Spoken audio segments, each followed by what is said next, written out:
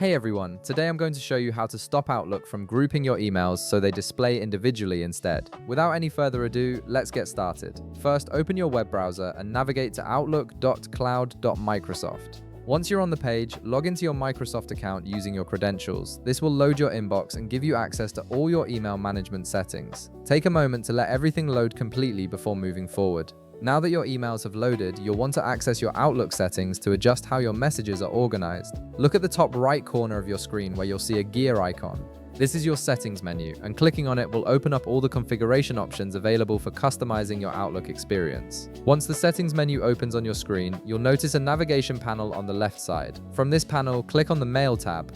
This section contains all the settings related to how your emails are displayed and managed. Under the Mail tab, you'll see several subsections. Look for and click on Layout. This is where you can control the visual organization of your inbox. After clicking Layout, scroll down through the options until you find a section labeled Message Organization. This is the key section for controlling how Outlook groups or displays your emails. Within this section, you'll see a question that asks, how do you want your message list organized? Below this question, you'll notice several radio button options that determine the grouping behavior of your emails. Here's the important part. Among these options, you'll see one that states do not group messages. Click on this radio button to select it. This tells Outlook to display each email individually rather than grouping them by conversation threads or other criteria. This gives you a more traditional inbox view where every message appears separately. After selecting the Do Not Group Messages option, make sure to save your changes. Look at the bottom right part of your settings window and click the Save button. This ensures that Outlook applies your preference and retains these changes moving forward.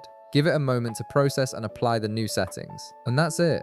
Your messages will now be displayed individually in your inbox instead of being grouped together, making it easier to view and manage each email separately. If this video helped you out, be sure to leave a like, subscribe, and I'll see you in the next one.